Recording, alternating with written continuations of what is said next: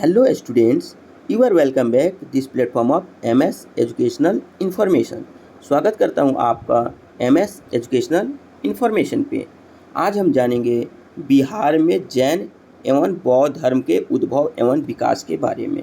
ठीक है, इस वीडियो के माध्यम से आज हम जैन धर्म और बौद्ध धर्म के बारे में जानेंगे, इसका उद्भव एवं विकास कैसे हुआ। ठीक है, आपको स्क्रीन पे दिख रहा होगा, एक साइड हमने जैन धर्म और एक साइड में हमने बौद्ध धर्म को लिखा हुआ है। ठीक है, और जैन धर्म से जितने भी टॉपिक, जितने भी फैक्ट हैं, हमने उसको इकट्ठा किया है, और बौद्ध धर्म से रिलेटेड जितने भी फैक्ट हैं वो नीचे दिए हुए हैं। तो चलिए जानते हैं एक एक चीज़। पहले हम देखेंगे कि जैन धर्म के संस्थापक कौन हैं। जैन धर्म के संस्थापक कौन हैं, तो मैं आपको बता दूं कि जैन धर्म के संस्थापक ऋषभदेव हैं। ठीक है, और ये प्रथम तीर्थकर थे। कौन से थे? प्रथम तीर्थकर। और सबसे अंतिम तीर्थकर यानी कि 24वें कौन थे? महावीर जी थे। कौन थे? महावीर जी थे। और एक चीज़ मैं आपको बता दूं कि एग्जाम में पूछता है कि 23वें तीर्थकर कौन थे, तो 23वें कौन थे? पार्श्वनाथ। यहाँ पे मैंने लिख रखा है कलम से, आप इसको देखने का प्रयास करेंगे। 23वें कौन थे? पार्श्वनाथ। 24वें कौन थे? यानी महावीर। और यही महावीर सबसे अंतिम तीर्थकर थे किसके? जैन धर्म के। और इसके जैन धर्म के संस्थापक कौन थे? ऋषभदेव। कौन थे? ऋषभदेव। ठीक है, अब चलते हैं हम बौद्ध धर्म में। तो बौद्ध धर्म के संस्थापक कौन थे? गौतम बुद्ध। कौन थे? गौतम बुद्ध। ठीक है, बौद्ध धर्म के संस्थापक कौन थे? गौतम बुद्ध। अब आइए देखते हैं कि महावीर स्वामी यानी महावीर जी का जन्म कब हुआ था और इनकी मृत्यु कब हुई थी। ठीक है, तो महावीर जी की जन्म कब हुआ था? 540 से 468 ईसा पूर्व। कब? ईसा पूर्व, ईस्वी नहीं है, देखिएगा यहाँ से, ईसा पूर्व। ठीक है, तो 540 से 468 इनका कार्यकाल, यानी कि यूँ कह लें कि जन्म से मृत्यु तक का इनका पीरियड ऑफ टाइम रहा। ठीक है, तो इनका जन्म स्थान कहाँ पे रहा? इनका जन्म स्थान कुंडाग्राम। कहाँ? कुंडाग्राम। और कुंडाग्राम कहाँ पे है?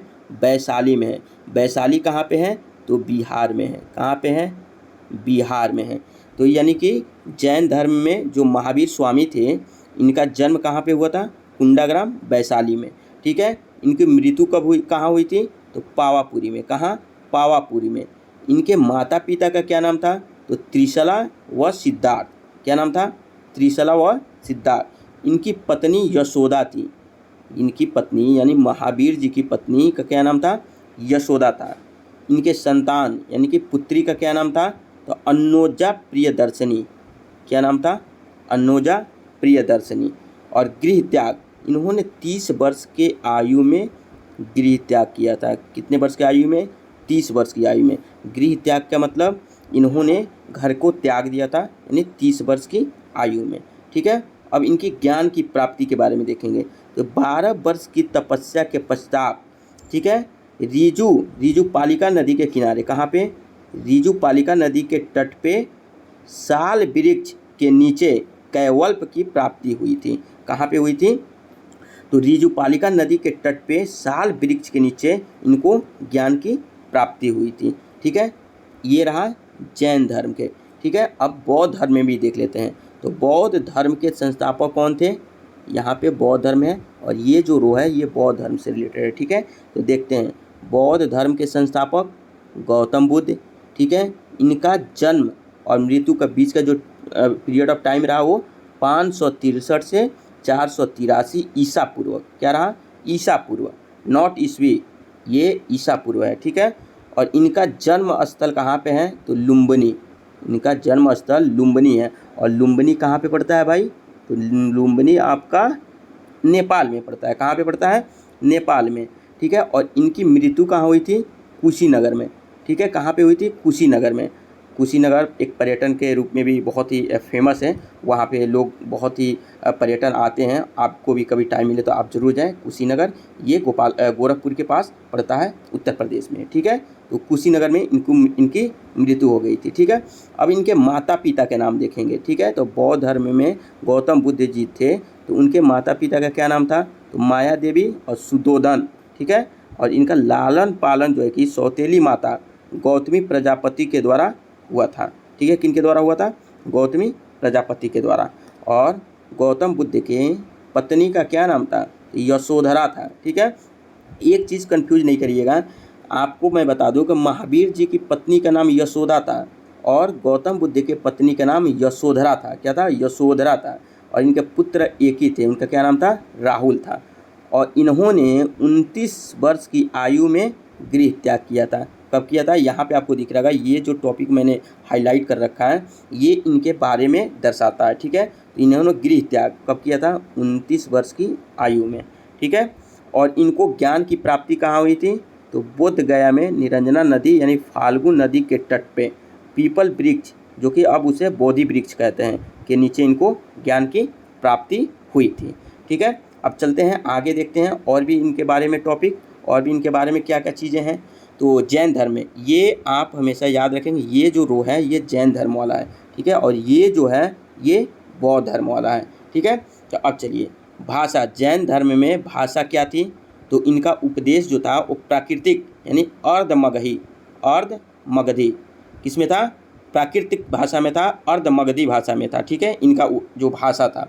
और वही बात करें बौद्ध धर्म में, तो बौद्ध धर्म में पाली भाषा था। कौन सा भाषा था?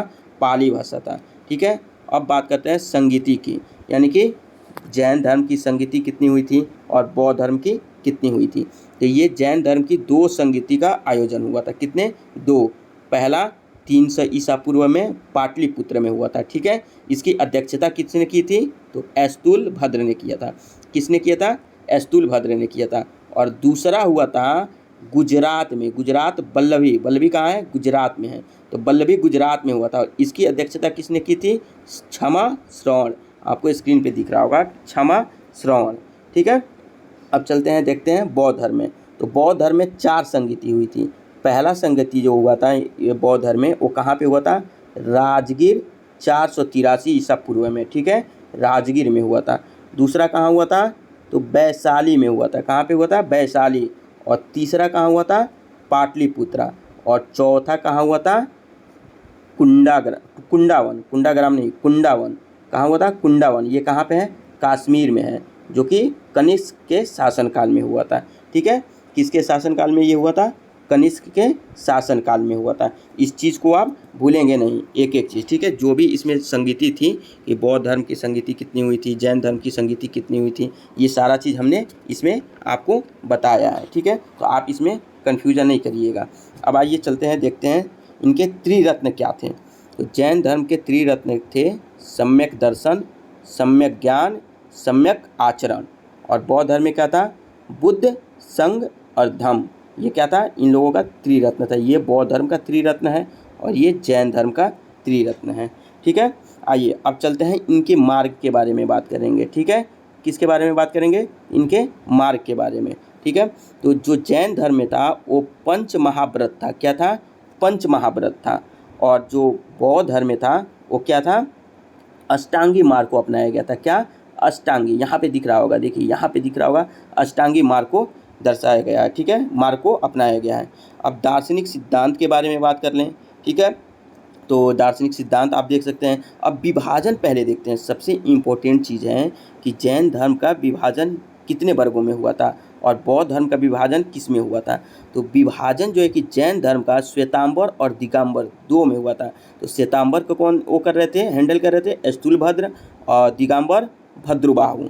ठीक है, उसी तरीके से बौद्ध धर्म में हीनयान और महायान, हीनयान और महायान 2 में इनका भी विभाजन हुआ था और 2 इनका भी विभाजन हुआ था। ठीक है, जैन धर्म का कितना विभाजन हुआ था? 2, और बौद्ध का 2। जैन का किस में श्वेतांबर दिगंबर में बट गए थे और ये बौद्ध धर्म वाले किस में बट गए थे? हीनयान और महायान में। ठीक है, अब देखते हैं इसमें ईश्वर एवं आत्मा, ईश्वर और आत्मा के बारे में क्या कहा गया है।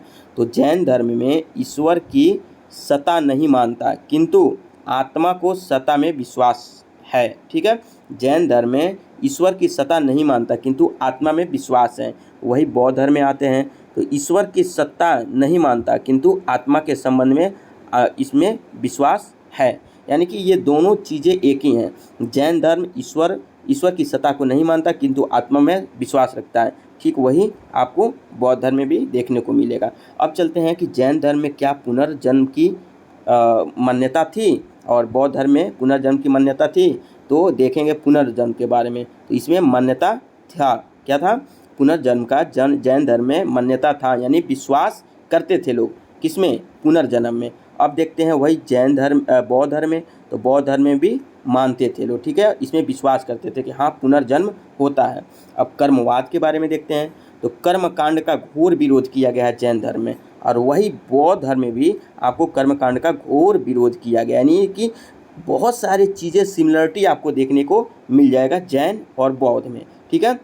तो यूँ कह लें कि जैन धर्म और बौद्ध धर्म की बहुत सारी ऐसी चीज़ें थी जो कि सिमिलरिटी उसमें देखने को आपको मिल जाएगा।